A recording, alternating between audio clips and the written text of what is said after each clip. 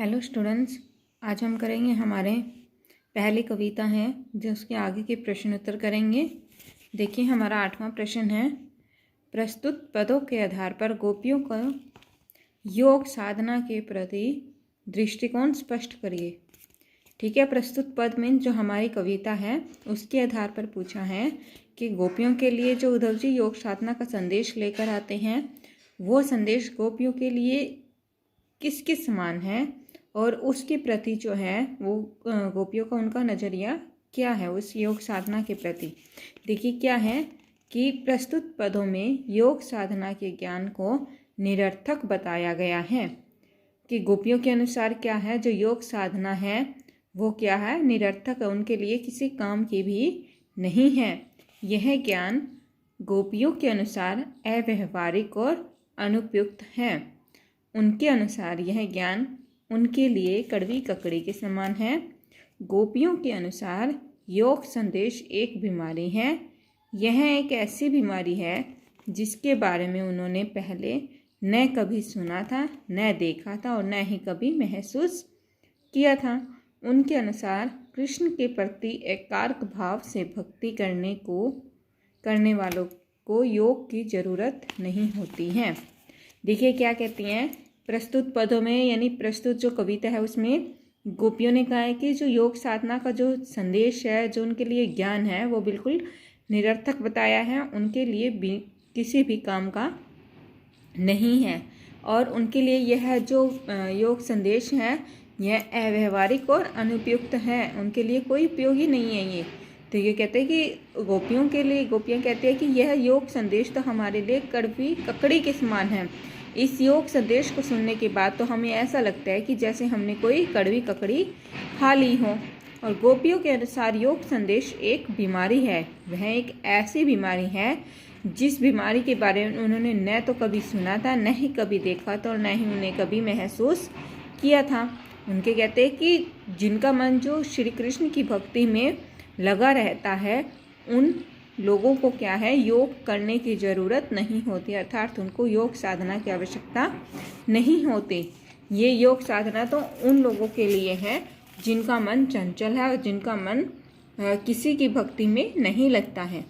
हमारा अगला प्रश्न है, गोपियों के अनुसार राजा का धर्म क्या होना चाहिए। जब गोपियों के उद्धव जी क्या है गोपियों के लिए योग का संदेश लेकर आते हैं तो वो उद्धव जी को एक सच्चे राजा का धर्म बताती है कि एक राजा का धर्म क्या होना चाहिए और उसे अपनी प्रजा के लिए क्या क्या करना चाहिए। देखिए गोपियों के अनुसार राजा का धर्म उनकी प्रजा की हर तरह से रक्षा करना, नीति से राज धर्म का पालन करना होता है। क्या कहते हैं कि एक जो राजा होता है उसका धर्म तो उसकी प्रजा की हर तरह से रक्षा करना और उनके हित के बारे में ही सोचना होता है। एक राजा तभी अच्छा कहलाता है जब वह अनीति का साथ न देकर नीति का साथ दे। यानी एक राजा किसको कहा है, एक अच्छा राजा किसे कहा गया है, जो अपनी प्रजा के लिए उनके हित के बारे में सोचे, उनके भले के बारे में सोचे, न कि उनके अहित के बारे में सोचे। तो गोपियों ने इनके माध्यम से ही एक सच्चे राजा का धर्म बताया है कि एक सच्चे राजा का धर्म उनकी प्रजा की हर तरह से रक्षा करना और उनके हित के बारे में ही सोचना होता है या उनके हित के बारे में ही कार्य करना होता है। अगला है हमारा, गोपियों को कृष्ण में ऐसे कौन से परिवर्तन दिखाई दिए जिसके कारण वे अपना मन वापस पा लेने की बात कहती हैं।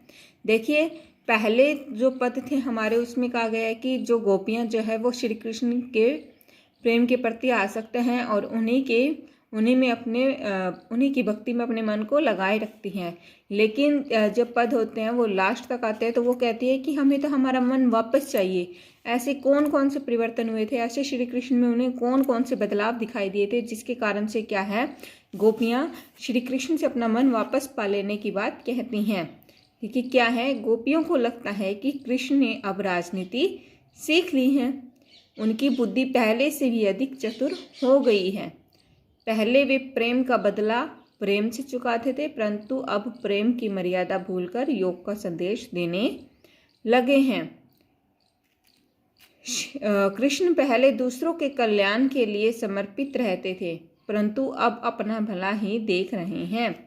उन्होंने पहले दूसरों के अन्याय से लोगों को मुक्ति दिलाई है, परंतु अब ऐसा कुछ भी नहीं है।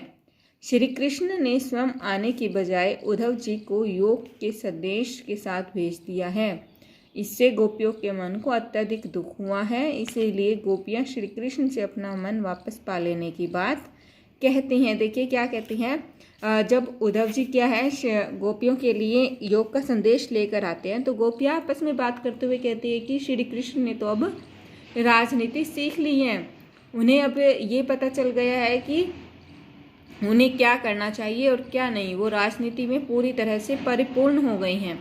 उनकी जो बुद्धि है वो पहले से भी अधिक चतुर हो गई है।